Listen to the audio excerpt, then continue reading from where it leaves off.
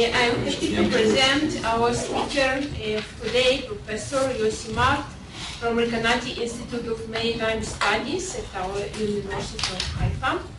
Yossi completed his bachelor and master studies in geology at Hebrew University at Jerusalem and his PhD at oceanographic geology at Texas. His research concentrates on geology of Umbogma manganese ore, tectonics of Levant rift, marine geology of the southeastern Mediterranean, tectonics of seashell domain, western Equatorial Indian Ocean, analog modeling of oblique extension, geological settings of Eratosthenes seamount, eastern Mediterranean, analog modeling of subduction, flooding of the Marmara and Black Sea, and sea level variations in the Holocene. Please, Yossi. Thank you very much, Karina. Thank you for inviting me. I'm very happy to be here. Let's talk. I want to talk about the geodynamics of the region that stretches from the eastern Mediterranean here to the Arabian Sea here on land and at sea, from the Oligocene, say 35 if you wish, you can call it 40 million years. The region is now active, and you can see the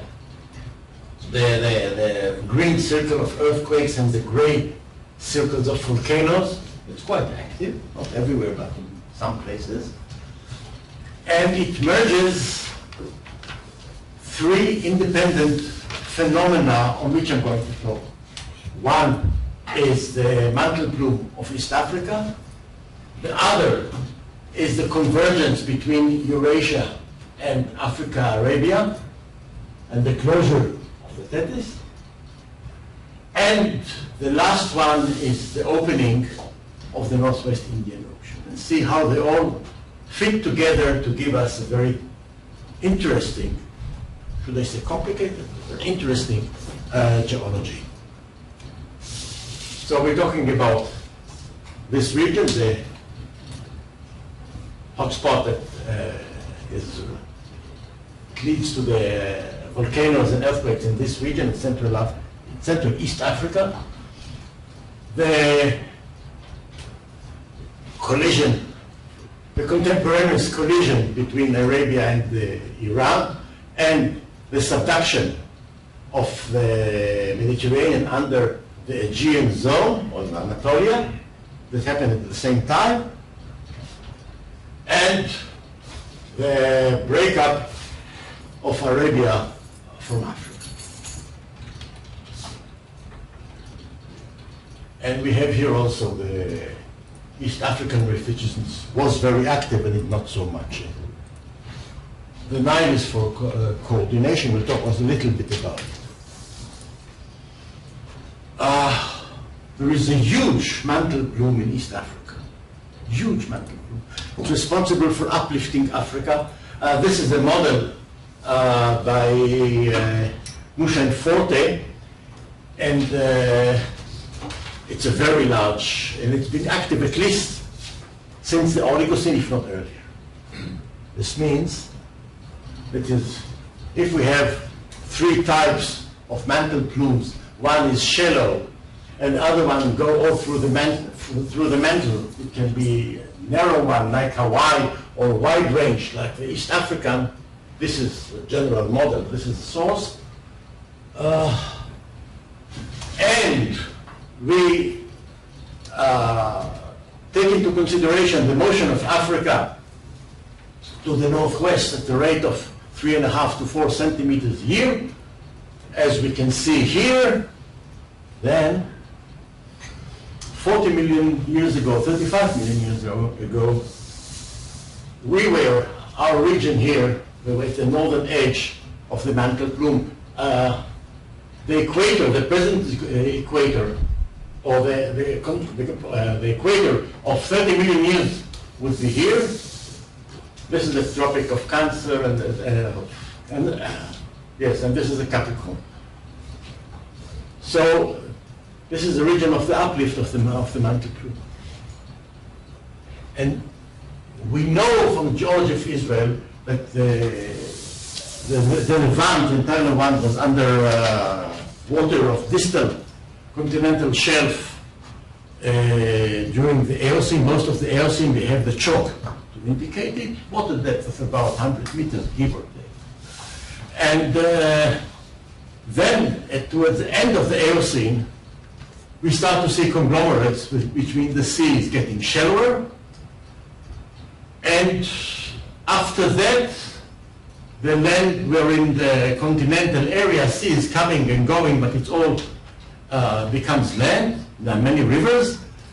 And contemporaneously, the marine environment is subsiding considerably, and this is the deposition of the Sakia group. And Grisman had his PhD on it, and this is a benchmark work on this. So during that time, the uplift of the Levant is linked, can be linked to the edge, northern edge of the East African mantle plume that was in our region at that time, when we were about 12 or to 1,500 kilometers to the south. Evidence we have in two stages of volcanism in East Africa and Ethiopia, worked by Korowitz. And we have the recent volcanism, which is painted in yellow, and the Neogene volcanism, and was dated to about 30 million years. It's marked here in gray. And this is a different phase. It preceded the breakup of the rift here. This is the evidence of the. So in this case, before the opening of the Red Sea, we have huge uplift and subsequent erosion. And the area painted in dark yellow is, this part is the Arabo-Nubian Massif, and we are at the edge of it, but the whole, this is what was outcropped by the erosion, where the magmatics are exposed, but the whole region was uplifted in the Oligocene.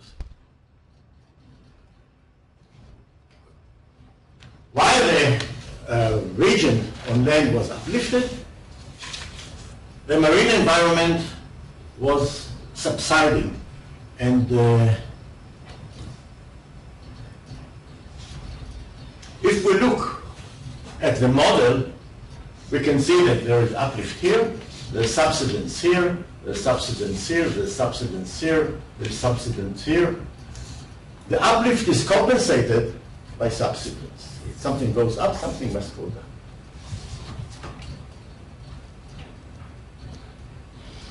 So I link the subsidence of the Levant basin to the uplift of the Levant, and these are contemporaneous, and indeed we have the accumulation, the Sakia from a group from the Oligocene onwards in this region. You have the, this is from Mickey Gaudosh in his work, and then we have the Pleistocene, we have the Messinian in here, we have the Miocene, Oligocene Miocene, and then below the Eocene and the Centonian, and then earlier strata I won't talk about. If everything was uplifted, there was a very extensive fluvial system, many rivers flowing from land to sea to supply this, pouring sediment into this basin. The Nile here, just for a reference, because I think the Nile had could have different configuration, but it doesn't matter. We're talking about this region here, and river was flowing from land to sea. And this is the basic setting of the Oligocene, early Miocene. We have land uplifting, sea subsiding, and rivers flowing from land to sea supplying sediments. In the Miocene, in the middle Miocene and onwards, we have a subduction that goes in here. It started earlier, it's a long-going process where the Tethys, the central Tethys, is subsiding under Eurasia. In our region here, it was subsiding and affecting and changing the geography of the region in the Middle Miocene, and we have evidence of changes in the style of subduction in Crete, in the Aegean region, in Turkey, in Iran. And this is just for reference, that was the equator at the time. And I want to say a few words about subduction. Subduction is very difficult to explore, especially the initiation of subduction, because if it happens today, it happens only in one place in York Trench, south of New Zealand. I don't know of any other place that where subduction is initiated. Some say that perhaps in Algeria also, the Mediterranean is subducting under Algeria. Could be. So we ran some models in centrifuge, analog models, to generate subduction. And there were models done before, but all the models that were done before used the concept of inverse buoyancy, which means that the lithosphere is denser than the asthenosphere to initiate the subduction. Now we know what inverse buoyancy means. Inverse buoyancy is what you see in mid-ocean ridge, where the asthenosphere is lighter than the lithosphere when it flows to the surface. This is inverse buoyancy. In subduction, it doesn't work. It's a misuse of a concept. So we wanted to see if we can generate subduction without creating a very high density anomaly in the subducting plate, and we made a model of brittle and ductile oceanic and continental lithosphere, and everything was floating on some asthenosphere, and we put it in a centrifuge to get things going faster at about 700 Gs. And this is how we started, and this is how it ends. You see how a very nice subduction zone is developing here. It's subduction arc. It's not continuous. I'll explain in a minute why. And everything is floating on denser material. So we made some cuts across, and we could see that, and we put to play with friction, we put a drop of Vaseline in here to reduce friction in part of the experiment, but not in another. They have differential friction. And then, when we cut the experiment along line C, we can see extension on both sides, and the continent is gliding over the sea, and the sea is under thrust over the continent, and there is extension, and you can see here the rift where the ductile lithosphere, continental lithosphere is exposed, and you can see it here also, and here is another rift, and there are many normal faults all over. Whereas in the place where the friction is high, there was no extension, there was compression, and you can see the folding of the rate is getting a bit thicker. The structural geology is totally different. It's the same experiment, the same box, same material. The only difference is reduced friction at this point. That's all. And with some insistence, we managed also to produce Beck-Arc basin. This is the composite look. The model was cut in here, so this is vertical, and this is horizontal. Can you see? It's an oblique view. So this is a continental brittle, continental ductile, oceanic brittle, and everything floating over the asthenosphere. And this is the scale in centimeters. And without any outside pressure, only gravity, we managed to collapse the continent and open the Beck-Arc basin, like the Sea of Japan, if you will, or the Aegean. Take your choice. Therefore, we argue, or I argue, that we have this subduction here was contemporaneous. Here there was less friction, so it opened the Aegean. Here was more friction, and we have Arabia colliding with along the Zagros suture. Same time, same process. Africa is converging with Eurasia. Because of the differential friction, we have different geology here. The timing is the same. From middle Miocene and onwards. 12th million, the motion started. So here we have extension. Not only extension, but as the Aegean collapses, everything is drawn to the south, general direction, because there is a rollback of the subduction front. And the Aegean is growing larger and larger. We know it from the migration of Crete, which is here. Contemporaneously, this is Zagros, where Arabia is colliding with Anatolia and Eastern Anatolia and Iran. And here,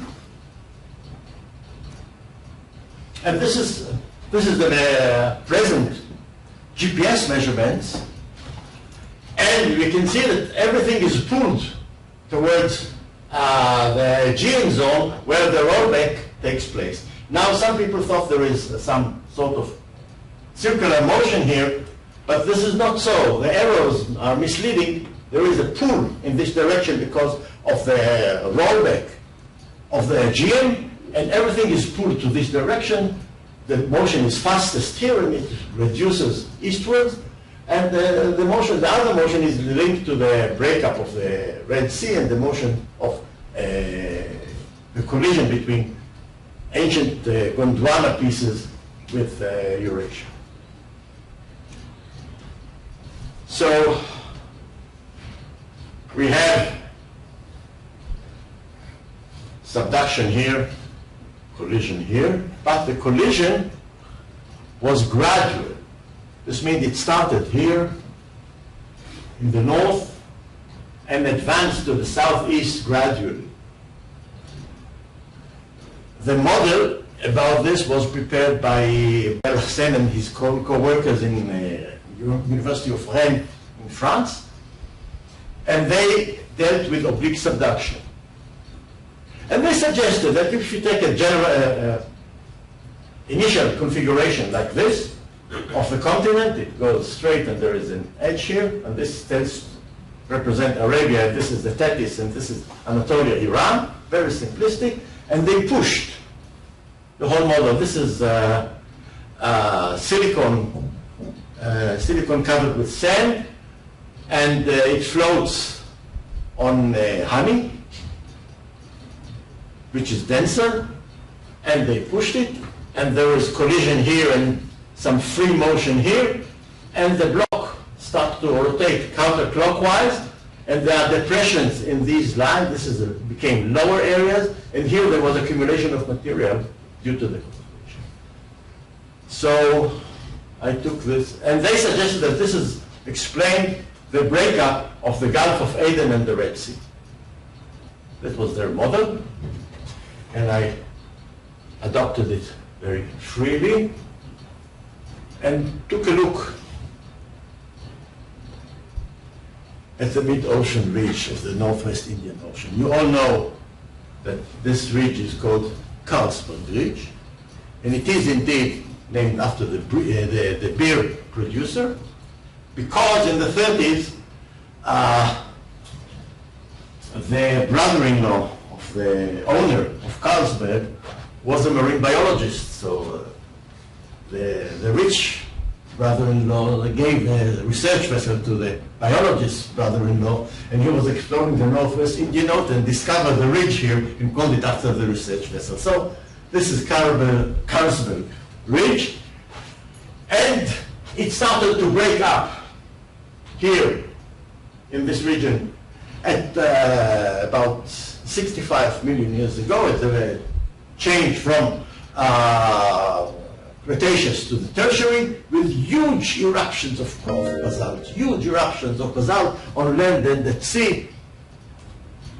And you can see the basalt in this part here that almost surrounds Seychelles. Seychelles is continental crust, but everything around it is basalt. And here they have the Chagos-Laccadive ridge, which is basaltic, and the edge is the Deccan Traps near, not far from Bombay. Huge amount of basalt, 65 million years ago, give or take 2 million. So if you want to produce climate change on a huge scale with this eruption of basalt, you have the extinction of the end of the Cretaceous, but this is irrelevant to the talk. Anyway, the ridge arrived in this area in the beginning of the Eocene, about 55 million years ago, and it was stuck. It continues to accrete basalt and open the ocean here. I'll show you the ages in a minute, but it couldn't go further to the north. It couldn't break up Arabia. I don't know why. So these are the ages, and we can see that this is the Carlsberg Ridge, and there's a transform fault that it jumps to Sheba Ridge, and it's stuck here. And so you can see by the edge of the basalts here that this is 20 and this is 40 and this is 60 million years ago. Here there's the Somali Basin is irrelevant. And it was waiting and waiting and waiting and waiting, waiting here. And then 20 million years ago, the rift swings to the west about 60, 70 degrees, and it opens the Gulf of Aden borehole, DSTP borehole leg, I think 21, drilled here near the break of the continental slope, measured the age of 18 million years, if I'm not mistaken, of the basalt of the Indian Ocean. So the Gulf of Aden opened 20 million years ago, and it continues towards Africa.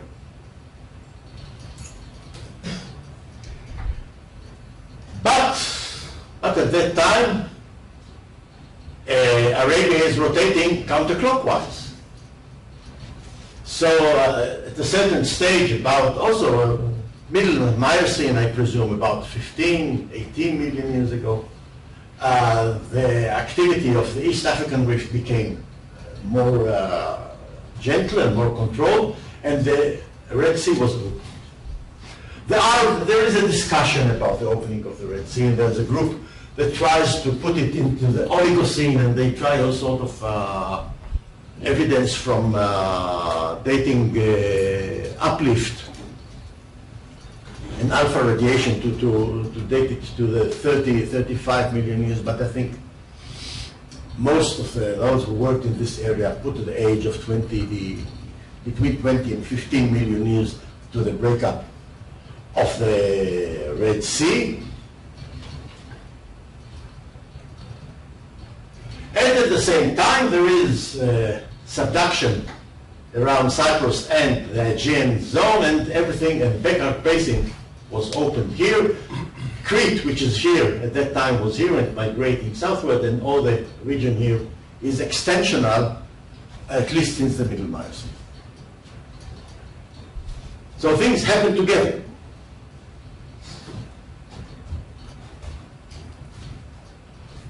Did it change? And here, in this part, the subduction changes to collision. It's the transition from subduction to collision starts here in the Bitlis zone, and then it glides down along the Zagros front, and today there is subduction in this area here, and the rest is collision. And Arabia is rotating counterclockwise. And then there's about 20 million years, give or take.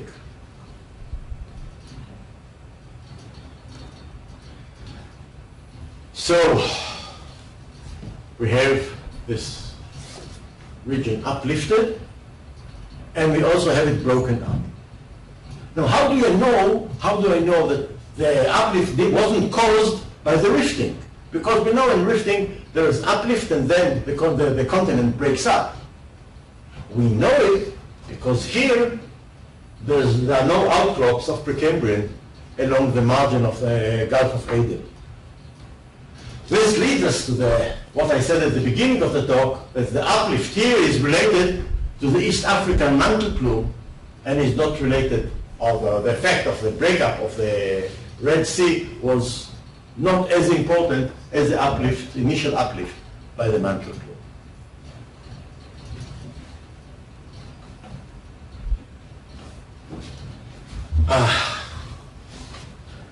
There are small transform faults in the Red Sea, and we wanted to check how they were formed. Where the working hypothesis was that it's associated with oblique extension. So we used this model in the University of Rennes in northern France, Olivier Dautoy and me. And we had a large tank about meter by meter, and inside the formation box was here. The tank was filled with honey, with density 1.4. In the box, we put, and the honey could flow in and out of this box freely. So we had unlimited reservoir. And in here, we put a layer of silicon putty, you know, they use for sealing windows and things like this. It was painted in red, we took a red one, about 1.5 centimeters, and on it 0.5 centimeter of sand. And the sand would behave like the brittle material, and the putty was about one density of about 1.2, and the sand was about the same, from free poured sand about 1.2, 1.3, similar to the silicone, lighter than the honey.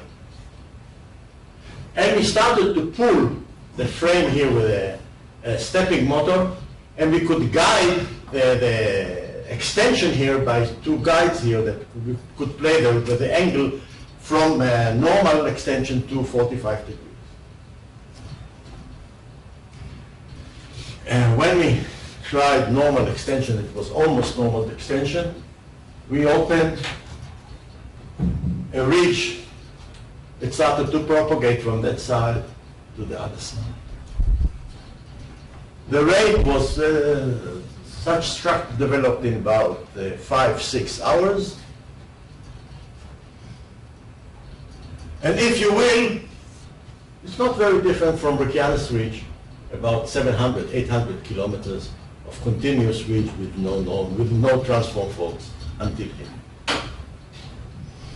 So we were very happy and started to work with 15 degrees deviation. With 15 and then 30 degrees deviation at 45. We got something strange and we decided it's unreliable. Then a group of headed by Agostini and Colti made experiment, and they tried also 45 degrees and 60 degrees, and they got results very similar to ours, but at the high angle obliquity, they continued to do geology where we got scared. So if you have strange results, don't run away. So what we got? We started at 30 degrees obliquity from the normal, and we started to pull, and we started to see series of small grabens develop here and here and here and here and here, and there was a large jump, and here there was another graben that was opening. And we continued to extend and continued to extend, and these grabens eventually merged into a single unit, almost a single unit. There is a jump here and a jump here. But this jump, this continued to open. And the interesting thing, as predicted by Wilson in his famous paper from 1965 about transform faults are initial feature that doesn't grow. There is motion along the transform fault between here and here, between here and here, but they don't grow. They produce fracture zones where the crust is deformed, but they don't grow. Their length remains stable. And you can see this very nicely here in the experiment. This and this is the same length, we see similar things in the Gulf of Aden. You can see this is the axis of the Gulf, and you can see the direction of the transform fault, the segmentation of the ridge, which, well, it resembles this feature. What I want to say is that no one thinks that the mid-ocean ridge went directly through Africa and then it was offset. It was never something like this. Never. From the initiation of the Atlantic Ocean 150 million years ago, these offsets were arranged by oblique extension, and they remained at the same length. The fracture zone grew larger and larger, but the offset of the ridge remained stable. So this never happened. This is 2,500 kilometers. Now, the Germans worked in the Red Sea in the early 70s, and they mapped, Becker and his co-workers mapped some 22 transform faults in the northern part, central northern part of the Red Sea.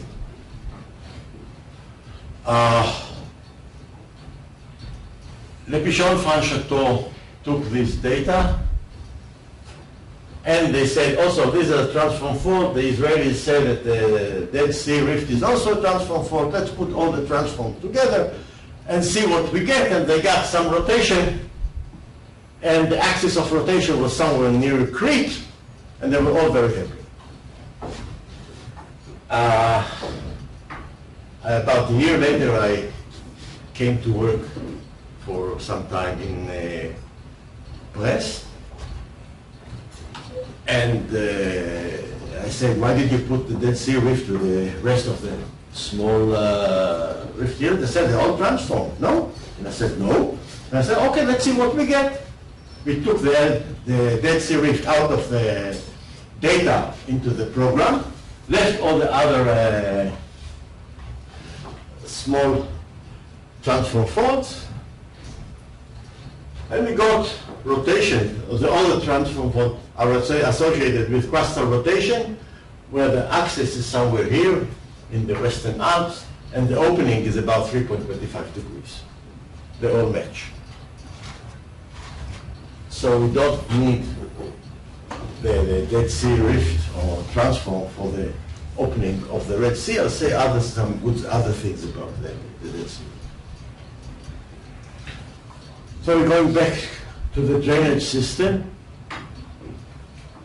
On land, the rivers deposited conglomerates and sandstone called the Hatzeva Formation. At sea, they deposited huge sequence of sediment that called the Sakia group, contemporaneous. And the conglomerates are quite large. You see the boulders here, they're quite large here. You can see larger ones. So the rivers were real rivers, not like the Kishon or the Yarko. And at that time, this is the Oligocene. The area was still marine. This is our part, it's already continent. And the sea is getting narrower and narrower. We still have evidence, I think, of Indo-Pacific fauna in Israel from middle to late Miocene, about 14, 13 million years, and then the passage closed.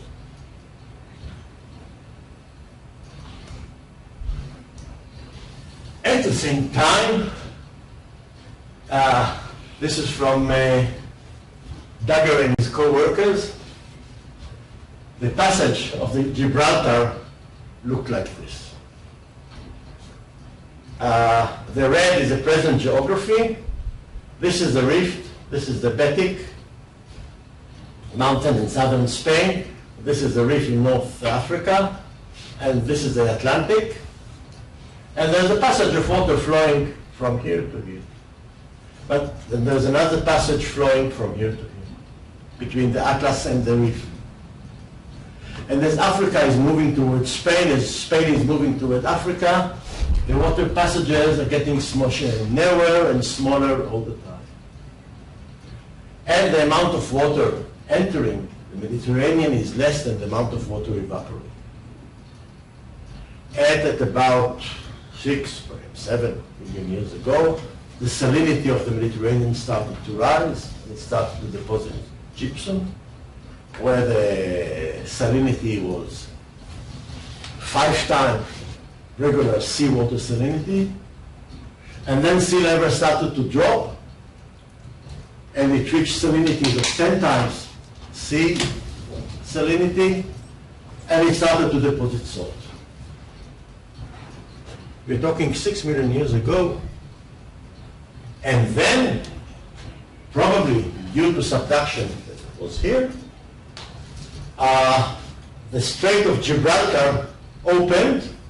This is part of the mountain, this is another part of the mountain here. So this was rifted apart, and after almost drying out, the Mediterranean received a huge pulse of water 5 million years ago, and we became sea again 5 million years ago, beginning of the crisis. The first who came to the idea that the Mediterranean dried out is a Russian geologist called Chumakov. And Chumakov was engineering geology who worked in the team that started to build the new dam of Aswan.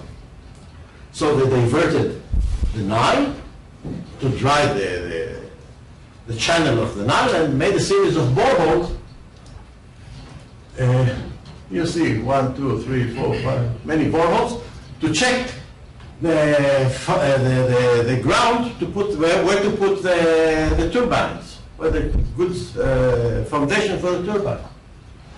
And 2 boreholes drilled the channel with the foraminifera. So Chumakov sent the foraminifera for dating in Moscow, and he got the answer that it's earliest Pliocene. Now this is 1,200 kilometers from the sea. Foraminifera are marine. How the hell did marine fauna get 1,200 kilometers from the sea? And the only logical explanation he got was that sea level dropped considerably in the Mediterranean. The flow of the river was very strong, and it cleaned all the sediment from the channel, even make the channel deeper. And then, when the sea returned, the river became a fjord when seawater come deep into the land. That's how the marine foraminifera got here 5 million years ago. His bosses in Moscow didn't like the story. He presented it in the meeting of the Geological Society, the Soviet Geological Society. They didn't like the story, and they told him, Tavarish Chumakov, we made a mistake. You come from Murmansk in the north, and we send you to the desert in Egypt, which is very hot. Probably your brain became very dry, so please go back to Murmansk. And he stayed there for 10 years until they decided they can bring him to Moscow again. True story, I heard it from him. So, and this is not the only feature. We can see canyons cut into the sediment of the same age. Messinian, this is south of Kyrenia range in Libya. Here. The sections are here. The large river was flowing in here. And we also have a channel like this in the Shfela in Israel. This is from a study by Druckmann and his co-workers. And you can see this is about 10 kilometers. This is about 2 kilometers, 1.5 kilometers. No, 1 kilometer, this is 1,000 meters. This is a horizontal scale. It was quite a canyon in the Shfela. There are 2. Quite a canyon. How was it cut? We have the sediment that was deposited at that time. It's called here, it's called Mavki'im. Mavki'im is Messinian.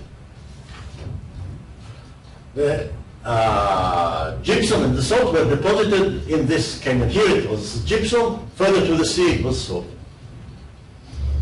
So here also the river flowed and cut the canyon in 5 million years ago, 6 million years ago. It's dated. And then the sea came back. So if we want to build the map and see how the east side correlates to the west side, you can see that some things match, some things don't match, but it's not very different. The series of faults that go from east to west, not all of them continuous. And there is a rift in between marked by red lines. This is the canyon, more or less, roughly, that I showed before. It existed in the early Pliocene. It could have been a water conduit to bring water to this lagoon of the southern Dead Sea. At that time, the ridge didn't exist or it was very subdued. Which means that the story of the salt of the Dead Sea is similar to the story of the salt in the Mediterranean, except there is a time gap. Here the channel was cut in the Messinian, latest Miocene, and early Pliocene water was flowing in, and the mountain range was rising at a rate of 0.5 millimeter a year. Millimeter a year is a kilometer per million years. So at a certain stage, the amount of water evaporating was more than the amount of water coming in. The salinity went up, and we have 2 kilometers of salt under the southern basin of the Dead Sea. The top is a depth of 6 kilometers. The top of the salt is a depth of 6 kilometers. And there's 2 kilometers of salt, and everything is subsiding in the rift and uplifting in the margins. The east rising more than the west. Less clear picture occurs here, but I think that the thick sequence of salt in the south of the Sea of Galilee, and what called in Hebrew Agan Kinarot, and the gypsum associated with it is also associated. Here we have salt at the center and gypsum at the margins, also associated with a different basin that existed here, received salt, marine water from the Mediterranean in the Pliocene, and then it was truncated gradually to deposit all the salt. Here we date the salt very effectively because it's intertangling with basalts.